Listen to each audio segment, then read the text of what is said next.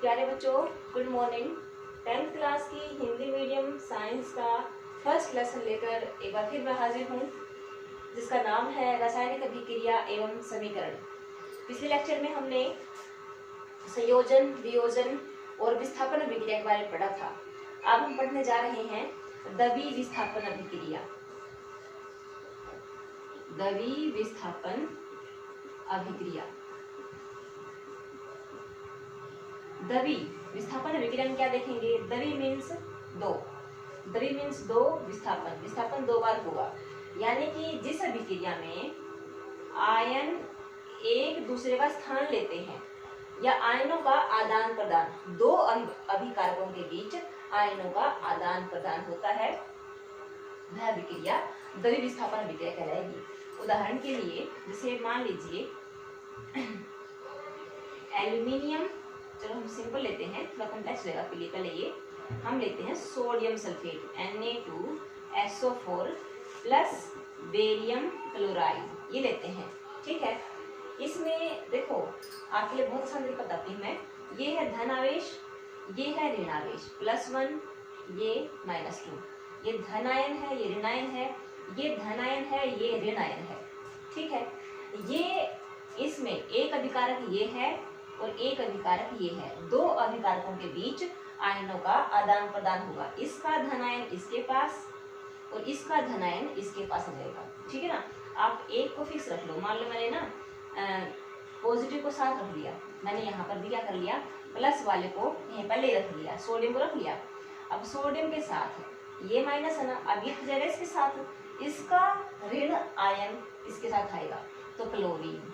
और सूत्र तो पता है आपको, सोडियम क्लोराइड का सूत्र NaCl होता है। तो यहाँ से भी आइडिया लगा लो, +1 -1 गेट कैंसल, NaCl।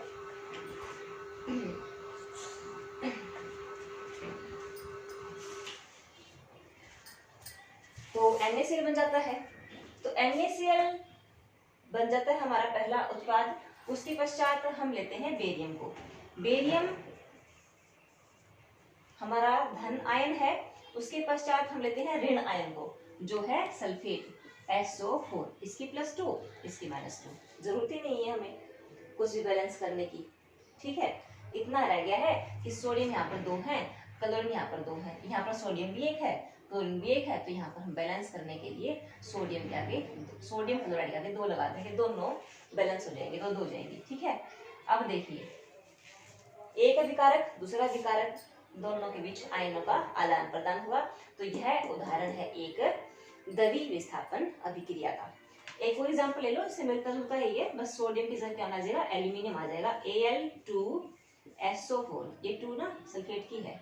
ठीक है, SO4 whole thrice plus BaCl2, क्या बनेगा, aluminium chloride AlCl3 plus BaSO4। ठीक है, ये भी द्वि विस्थापन अभिक्रिया का उदाहरण है। अगला हम देखते हैं द्वि विस्थापन अभिक्रिया क्या होती है और इसके 2 उदाहरण। ठीक है, अगला हमारा जो अभिक्रिया का प्रकार है वो है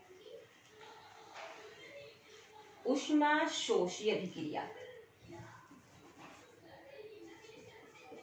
ऊष्माशोषी अभिक्रिया, ऊष्मा का अवशोषण करने वाली प्रक्रिया, जिसमें ऊष्मा मतलब हीट का अवशोषण होता है। जैसे कि मान लीजिए मैं एग्जांपल लेती हूँ, मैंने वियोजन अभिक्रिया करवाया था।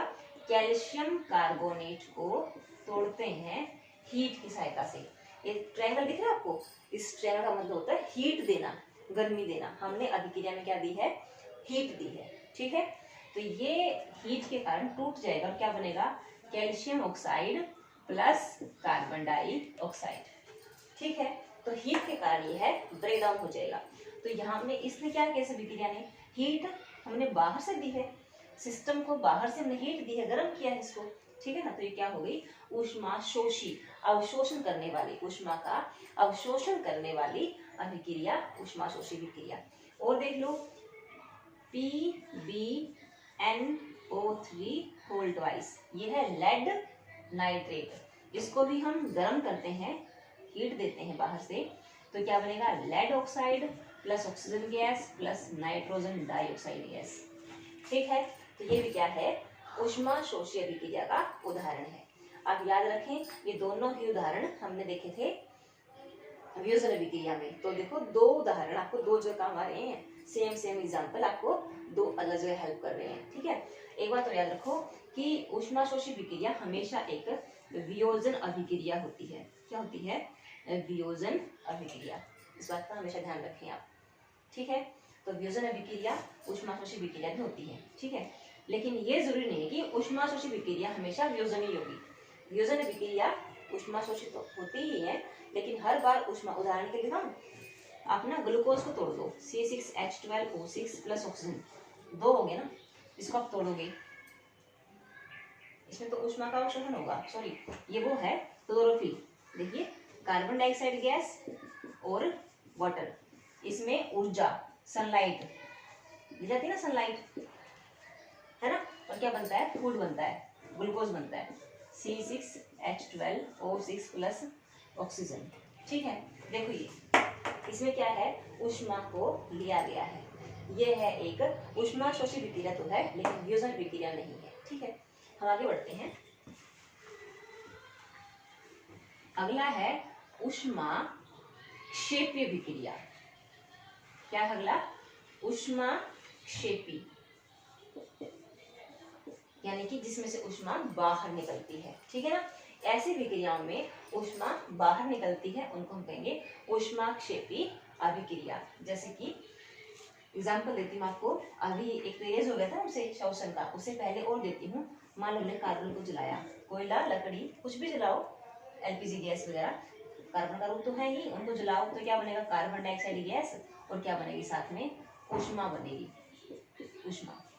ठीक है, आप और देख लो एग्जाम्पल इसमें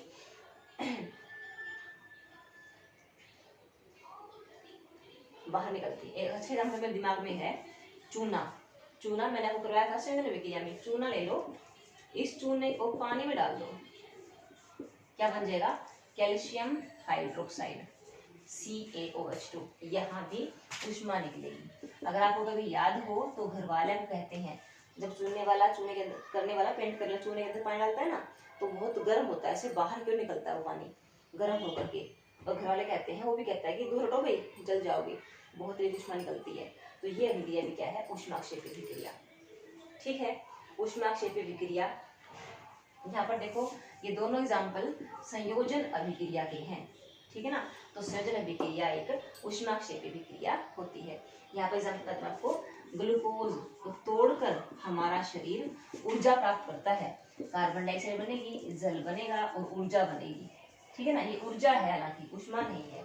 ठीक है ना, तो इसको भी हम ऊष्माक्षेपी अभिक्रिया का नाम दे सकते हैं। ठीक है, आगे बढ़ो।